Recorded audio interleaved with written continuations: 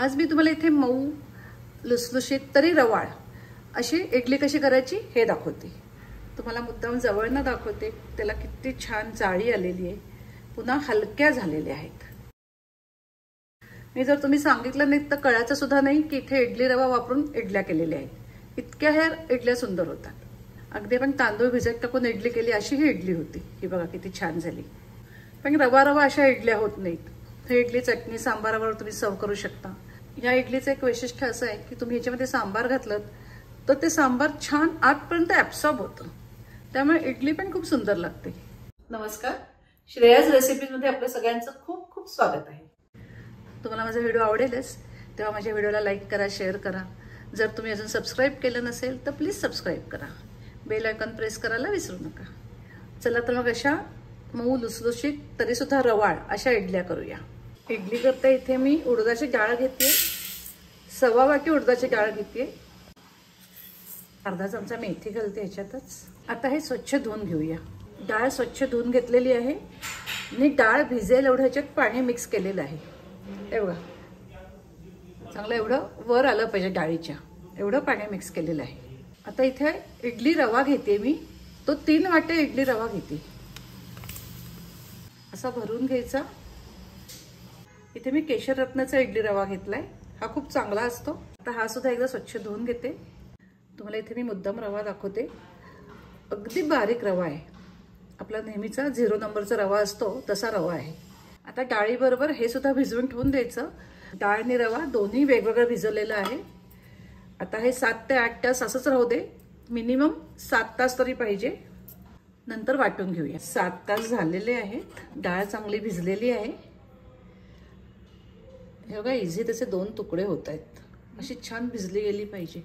आता ही मिक्सरमध्ये वाटून घेऊया। मी आता ही डाळ वाटून घेते, 2 ह्याच्यात वाटून घेते। ह्याच्यात लागलं तर थोडं पाणी आपल्याला घालायचं वाटताना, ते सुद्धा हे जे डाळ भिजवलेलं आहे तेच घालायचं, त्याच्यामुळे डाळ छान आपली पुढे फर्मेंट होते। अगदी थोडं घातलेलं आहे, 2-2 चमचे घालून असं वाटून घ्यायचं। हे बघा छान गुळगुळीत झालेलं आहे। आता अशी सगळी डाळ मी वाटून घेते। डाळ वाटताना जर मिक्सरचं भांडे गरम झालं तर एखादा बर्फाचा क्यूब ह्याच्यात घालायचा। तुम्ही उन्हाळ्यात इडली करत असाल तर नक्की बर्फाचा क्यूब घाला ह्याच्यामध्ये। मी वाटेभर पोहे एक 10 मिनिटं आधी भिजवून घेतले होते, ते आता ह्याच्यात घालते। डाळ मी 3 बॅचमध्ये वाटून घेतली होती, त्यातल्या शेवटच्या बॅचमध्ये मी हे पोहे घालते। आधी जराशी डाळ वाटून घ्यायची आणि मग पोहे घालायचे आणि पुन्हा एकदा वाटून घ्यायचं।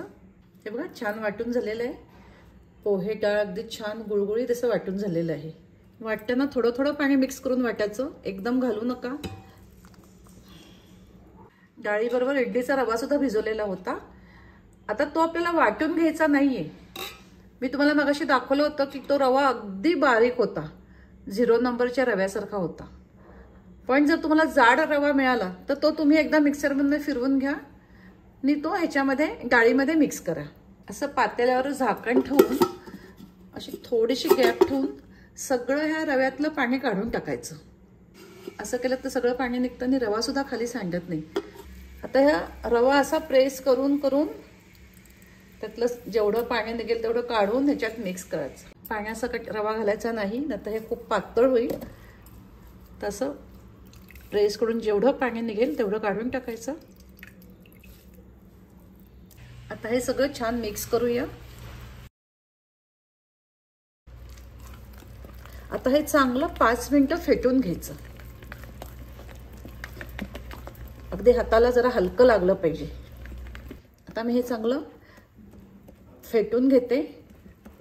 तुम्ही हाताने फेटून घेतलं तर जास्त चांगलं, पण हाताने नसेल घ्यायचं तसं स्पॅच्युलाने घ्या। हे बघा चांगलं 5 मिनिटं मी हे फेटून घेतलेलं आहे, थांबत थांबत फेटून घेतलं। आता बघा किती हलकं झालंय, हलकं झालं पाहिजे। आता आपल्याला हे फर्मेंट करायचं आहे। चांगलं फर्मेंट झाल्याशिवाय इडल्या करायच्या नाहीत, ते व्यवस्थित फर्मेंट झालं पाहिजे, आंबलं गेलं पाहिजे, तरच आपल्या इडल्या जास्त चांगल्या होतात। उन्हाळ्यामध्ये हे फर्मेंट व्हायला अजिबात वेळ लागत नाही, एक 6 ते 7 तासात छान फर्मेंट होतं। पण जेव्हा हिवाळा असेल, बाहेरचं टेम्परेचर गार असेल, तर अशा वेळी हे फर्मेंट व्हायला वेळ लागतो। तेव्हा तुम्ही 2-3 पद्धतीने हे फर्मेंट करू शकता। तुमचा प्रेशर कुकर जर मोठा असेल तर प्रेशर कुकरमध्ये असंच्या असं पातेलं ठेवा आणि वर प्रेशर कुकरचं झाकण लावून फक्त शिट्टे काढा की हे छान फर्मेंट होतं. दुसरी पद्धत अशी आहे, एखादा नॅपकिन घ्यायचा, त्याच्यावर एखादी थाळी ठेवायची अशी, त्याच्यावर हे पातेलं ठेवून द्यायचं, झाकण ठेवायचं असं, आणि वर एखादा गरम कपडा त्याच्यावर घालायचा. जुनी एखादी शॉल घातली तरी चालेल, किंवा आपले जे टॉवेल असतात जाड, ते 2-3 टॉवेल एकत्र करून असे घातले तरी चालेल. हे बघा, अशा पद्धतीने तुम्ही झाकून ठेवून दिलं आणि एखाद्या उबदार जागी ठेवून द्यायचं की ते छान फर्मेंट होतं. तिसरी पद्धत अशी आहे की हे मायक्रोवेव्हमध्ये ठेवून द्यायचं. मायक्रोवेव्ह किंवा तुमच्याकडे कुकिंग रेंज असेल त्याच्यामध्ये ठेवून द्यायचं की ते छान फर्मेंट होतं. मायक्रोवेव्ह किंवा कुकिंग रेंजमध्ये ठेवताना आधी मायक्रोवेव्ह जरा गरम करून घ्यायचा आणि मग ठेवून द्यायचं, म्हणजे ते छान फर्मेंट होतं. तुम्हाला जी पद्धत सोपी वाटेल त्या पद्धतीने तुम्ही हे करू शकता. मी हे आता मायक्रोवेव्हमध्ये ठेवून देणार आहे आणि मग फर्मेंट झाल्यावर तुम्हाला दाखवते. आत्ता हवा गार आहे त्यामुळे 10-12 तास तर नक्कीच लागतील. कधी कधी ह्याच्यापेक्षा जास्त वेळ लागतो, पण व्यवस्थित फर्मेंट झाल्याशिवाय इडल्या करायच्या नाहीत. उद्या सकाळी बघूया. आता पीठ थांबले का बघूया. जवळजवळ 14 तास झालेले आहेत. हे बघा, पीठ चांगलं आपलं आंबलेलं आहे, अगदी वर आलेलं आहे. तुम्हाला दाखवते. हे बघा किती छान फर्मेंट झालेलं आहे. तुम्ही अशा पद्धतीने हे पीठ केलं तर ते छान फर्मेंट होतं. त्याला एक छान असा आंबूस वास येतोय आणि तसा वास आलाच पाहिजे, तरच आपल्या इडल्या खूप चांगल्या होतात, हलक्या होतात. इडलीचं बॅटर भिजवताना काय काय प्रिकॉशन्स घ्यायच्या, काय काय टिप्स फॉलो करायच्या, हे सगळं मी तुम्हाला डिस्क्रिप्शन बॉक्समध्ये देतेच आहे, ते जरूर वाचा.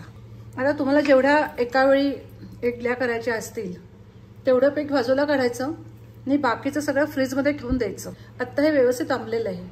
तुम्ही जर हे अजून बाहेर ठेवून दिलं तर ते जास्त आंबेल आणि मग त्याला एक आंबूस असा वास येईल. मला जेवढं आत्ता हवं आहे तेवढं एका पातेल्यात काढते आणि बाकीचं असंच फ्रीजमध्ये ठेवून देते. ह्याच्यामध्ये मीठ घातलेलं नव्हतं, आता चवीचं घालूया. छान मिक्स करून घेऊया.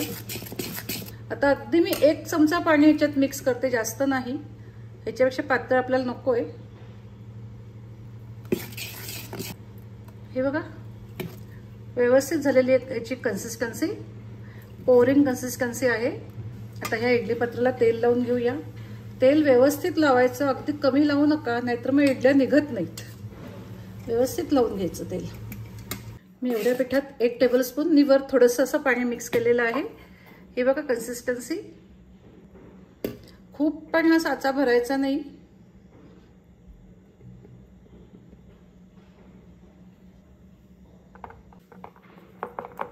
इकडे असा हा कढईचा इडली स्टँड आहे. तुम्ही तुमच्याकडे जसा असेल त्याच्यामध्ये करा. मी आधीच पाणी उकळायला ठेवून दिलं होतं, ते चांगलं गरम झालेलं आहे.